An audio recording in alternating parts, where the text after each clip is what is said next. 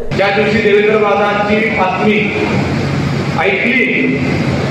की देवेंद्र दादांनी आदरणीय देवेंद्रजी फडणवीस साहेबांच्या उपस्थितीत भारतीय जनता पार्टीमध्ये प्रवेश केला,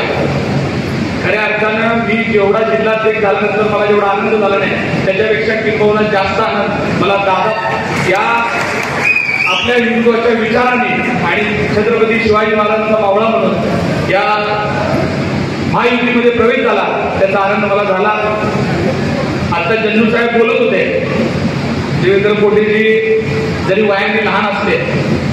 तर अतिशय त्यांच्याकडे समयसूचकता, कधी कुठला निर्णय घ्यायचा जेवढं देवेंद्र कोटेंना समजतंय, मला वाटतं त्यांना तात्यांनी दिलेली देवी शक्ती आहे का काय, अशा पद्धतीनं कायम म्हणजे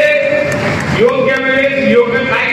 निर्णय घेत असतो तर ते कुणाकडून शिकलं पाहिजे तर देवेंद्र कोटे माझ्या भावाकडून शिकलं पाहिजे असं मी आवर्जून सांगतो।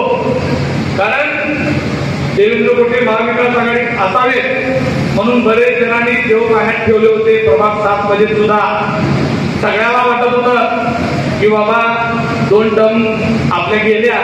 आता कुठेतरी या मुलीला पकडून दादांच्या हाताला धरून पुन्हा एकदा काहीतरी करता येतंय का काय अशा विचारात काहीतरी होते। पण मला माहित होतं की देवेंद्र दादा ज्या पद्धतीनं मौन ठेवतात, कधी कुठला निर्णय सांगत नाही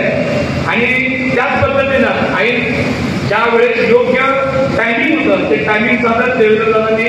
अतिशय चांगला निर्णय घेतला आणि त्या निर्णयाचं स्वागत करण्याकरता संपूर्ण सोलापूर शहरातनं म्हणजे देवेंद्र दादा तुम्हाला नुसतं तुमच्या समाजातूनच लोक मानतात असं नाही आहे, तर आकडा पगड जातीतून तुमच्याकडे लोकांच्या आशा आहेत, तुमचं त्या पद्धतीचा संपर्क आहे आणि आता तुम्ही राजकीय जीवनामध्ये जो काही निर्णय घ्या म्हणजे तुम्हाला काय लढायचं आहे, तुम्ही काय ठरवलंय,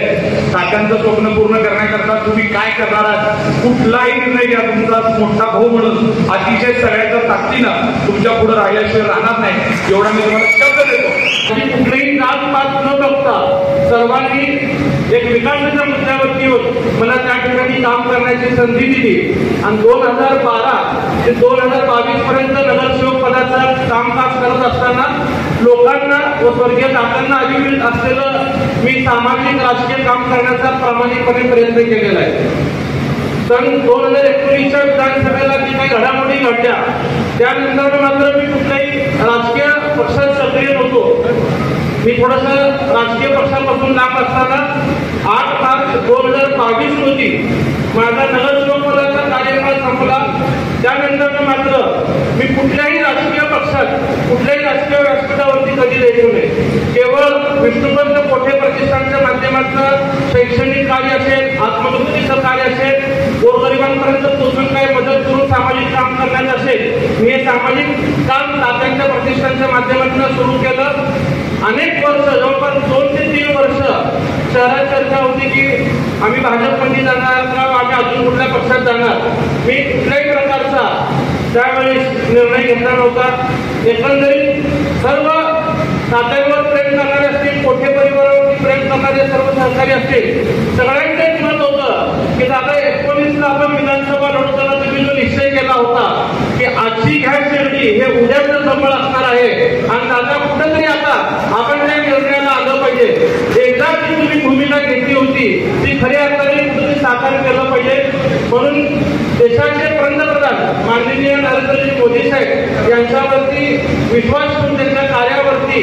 त्याचबरोबर राज्याचे उपमुख्यमंत्री माननीय देवेंद्रजी फडणवीस साहेब यांचं जे कणखर नेतृत्व या राज्याला लाभलेलं आहे त्यांच्यावरती, त्यांच्या कार्यावरती विश्वास ठेवून सगळ्यांनी निर्णय घेतला की आपण भारतीय जनता पार्टीमध्ये प्रवेश केला पाहिजे। पक्षातले अनेक शहरातले लोक असतील, राज्यातले लोक असतील, त्यांनी आपल्या प्रवेशासाठी प्रयत्न केला, परंतु